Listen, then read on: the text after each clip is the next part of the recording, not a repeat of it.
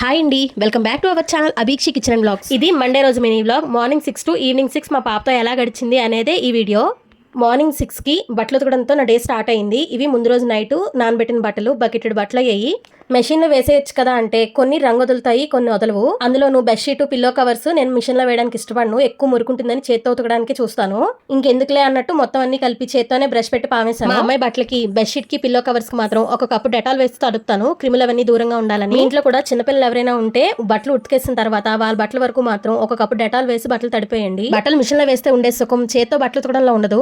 అలానే చేత్తో ఉతికేటప్పుడు బట్టల యొక్క శుభ్రత మిషన్ లో వేస్తే ఉండదు. ఇంకా అన్ని ఉతుక్కోవడం అయిపోయింది. బకెట్లు 2 శుభ్రంగా కడిగేసుకొని పెరడంతా నీట్ గా క్లీన్ చేసేసుకున్నాను. అంతే, ఈ లోపు బెడ్రూమ్ తలుపు కొడుతున్న సౌండ్. తలుపు తీసేసరికి మా చిచ్చరపిడికి లేచి కూర్చుంది. ఇప్పటి నుండి మొదలవుతుంది నాకు హడావిడి, మామూలుగా ఉండదు. ఇంకా పాపకు వెంటనే బ్రష్ స్నానం 2 చేయించాను. చాలా మంది ఇళ్లలో పిల్లలకు బ్రష్ చేసేసిన వెంటనే పొట్లో పాలో నీళ్ళో పోస్తారు. మా వారు మాత్రం అలా ఇవ్వడానికి ఒప్పుకోరు. బ్రష్ స్నానం 2 అయిన తర్వాతే మంచినీళ్ళైనా తాగాలి అంటారు. ఇంక మా బంగారు తల్లికి బబ్బులు పోసేసి నీట్గా తుడిచేసి రెడీ చేసేస్తున్నాను బుట్టబొమ్మలాగా. మా చిన్న తల్లి చంటపిల్లగా ఉన్నప్పుడంతా ఎంత వేరంగా ఎదుగుతుందో, మంచి మంచి బట్టలు వేసేసి ఎప్పుడు మురిసిపోతానో అనిపించేది. ఇప్పుడు అనిపిస్తోంది చంటపిల్ల అయిపోయినా బాగున్నాను, శుభ్రంగా పౌడర్ రాసి పాలిచ్చి పడుకోబెట్టియచ్చు అని. కాళ్ళలో చక్రాలు ఉన్నట్టే 10 నిమిషాలు పొట్టమని కూర్చోలేదు ఒక దగ్గర. ఇంకెక్కడ పాల మీద మేగడ తీసేసి మా వారికి కాఫీ, మా మామగారికి టీ ఇవ్వడానికి ప్రిపేర్ అయిపోతున్నాను. ఎలానో ఈరోజు మండేనే కాబట్టి మీగడ కూడా నిండిపోయింది. ఇదంతా వెనచేసి నెయ్యి తీసేయాలి. అటెళ్ళి ఇటు వచ్చేసరికి హాల్ అంతా చూసారా మా అమ్మాయి ఎంత నీట్గా ఉంచిందో. ఇంకా అవన్నీ ఎత్తి పెట్టేసుకొని నేను ఇక్కడ ఫ్రెష్ అయిపోయాను. ఇక్కడ బొట్టు పెట్టేసుకొని దేవుడికి దీపారాధన చేస్తే ఇక్కడికి ఒకటి కంప్లీట్ అవుతుంది. మా వారు కాఫీ తాగేసి బయటకు వెళ్ళారు. బ్రేక్ఫాస్ట్ మా వారికే కాబట్టి రాగి జావ చేసేస్తాను. నేను మార్నింగ్ కాఫీ టీలు తాగడం మానేశాను. ఎప్పుడైనా విపరీతంగా హెడేక్ వస్తే ఈవినింగ్ ఒక్కసారి మాత్రం టీ తాగుతాను, అదైనా చాలా రేర్గా. అలాంటి రోజు రాగిజావ తాగే మంచి హ్యాబిట్స్ కూడా నాకు లేవు. మా వారు బ్రేక్ఫాస్ట్ కొండ్రు అంటే ఈజీగా అయిపోయేది రాగిజావ మాత్రమే. అప్పుడు మాత్రం పాపకు పెట్టినప్పుడు తాగుతాను. కానీ రాగిజావలో మంచి ఐరన్ కంటెంట్ ఉంటుంది కాబట్టి డయాబెటీస్ ఉన్నవాళ్ళు, పీసీఓడి ఉన్నవాళ్ళు, ప్రెగ్నెంట్ లేడీస్ ఖచ్చితంగా డైలీ గ్లాస్ రాగిజావ తాగడానికి ఇష్టపెట్టుకోండి. చాలా మంచిది ఒంటికి. ఇలా దగ్గరగా అయిపోయిన తర్వాత పక్కన పెట్టేస్తాను. కాస్త నిలువెచ్చగా ఉన్నప్పుడే కొంచెం గిన్నెలోకి తీసేసి ఇంకొంచెం నా కోసం పక్కన పెట్టేస్తాను. పాపకు మాత్రం పెట్టే రాగిజావ ఇలాగ తినేటట్టే ఒక స్పూన్ నెయ్యి వేసి పెట్టేస్తాను.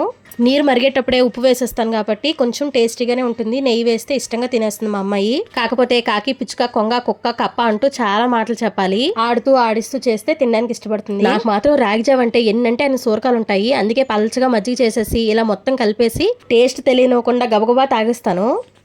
ఇంకా నేను కూడా బ్రేక్ఫాస్ట్ అయిపోయిన తర్వాత పాపకి ఇలా మంచిగా నూనె రాసేసి జడ వేసేస్తున్నాను.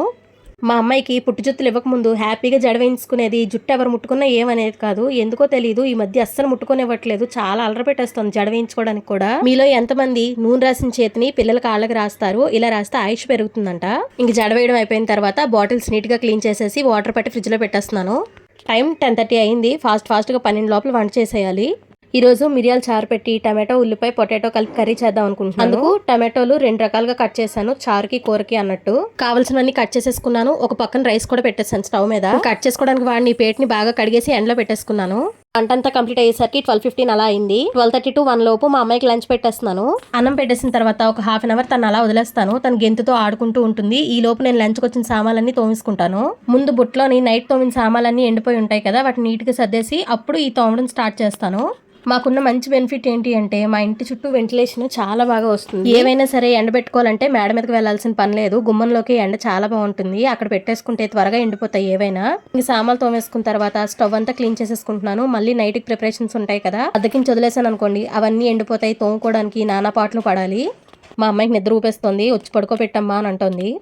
అబ్బా ఇంత బాగా క్లీన్ చేసుకుంటున్నాను. సాయంత్రం మళ్ళీ టీలు పెట్టుకోవడాలు, నైట్ డిన్నర్ ప్రిపరేషన్లకి మళ్ళీ మామూలు అయిపోతుంది. మళ్ళీ నైట్ పడుకునే ముందు ఇలా నీట్గా క్లీన్ చేసుకుని పడుకోవాలి. కౌంటర్ టాప్ అంతా క్లీనింగ్ అయిపోయింది. వెళ్ళి మా అమ్మాయిని పడుకోబెట్టేశాను. మా అమ్మాయి చూసారా బుజ్జి బుట్టబొమ్మలాగా ఎంచక్క బజ్జుందో. తను పడుకోబెట్టేసిన తర్వాత నెమ్మదిగా సౌండ్ రాకుండా బయటకు వచ్చి బెడ్రూమ్ తలుపు గడి పెట్టేస్తాను. బయట చెప్పులు ఏవి వినబడకుండా. ఇంక మేడ మీదకి వెళ్ళి పొద్దున్న ఉతికిన బట్టలన్నీ ఆరేసేసుకోవాలి. మర్చిపోయి చెప్పులు లేకుండా మేడ మీదకి వచ్చేసాను. ఇండక్షన్ స్టవ్ మీద నిలబడినట్టుంది నా పరిస్థితి. కాలు కాలిపోతున్నాయి. భరతనాట్యం, కథకళి అన్ని కలిపి చేసేస్తున్నాను. అబ్బాబాబా ఏమండి బాబాయ్, మొహం విసిరేస్తున్నది మేడ మీదకి వెళ్తే. ఇలాగ మేడ మీద ఆరేసి దిగేలోపే ఎండిపోయేటట్టు ఉన్నాయి బట్టలన్నీ. పొద్దున్న 6 గంటలకు ఉతికితే ఇప్పుడు ఆరేయడం అవుతున్నది. ఇంటి పనులన్నీ అయ్యేసరికి ఈ టైం అయింది. మరి మధ్యాహ్నం పడుకోవా అక్క అంటే ఇన్ని పనులుంటే ఏం పడుకుంటాను చెప్పండి. కానీ బాగా అలసటగా ఉంటే మాత్రం 1-2 గంటలు రెస్ట్ తీసేసుకుంటాను. అది కూడా మధ్యాహ్నం. సాయంత్రం అయ్యేసరికి మళ్ళీ డ్యూటీ ఎక్కిపోవాలి.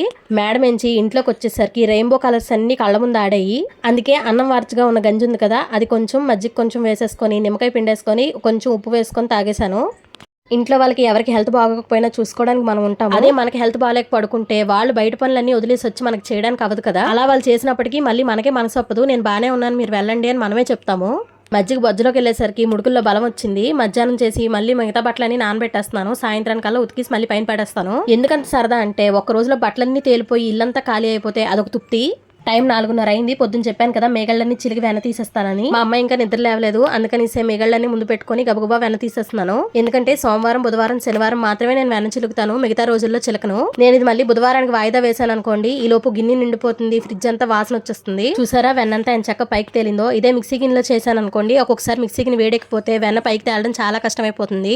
అందులోనూ ఈ వెన్న చిలకడం అనేది అయితే ఎండెక్కక ముందు తెల్లవారేసరికి చేయాలి, లేదా ఎండంతా అయిపోయిన తర్వాత సాయంత్రం చేయాలి. ఈ మధ్యలో చేసాం అనుకోండి వేడికి కరిగిపోయి వెన్న తేలదు. ఇలా చిలికిన ఈ వెన్నని 2-3 సార్లు బాగా కడిగేసుకుని పొయ్యి ఎక్కించేయాలి.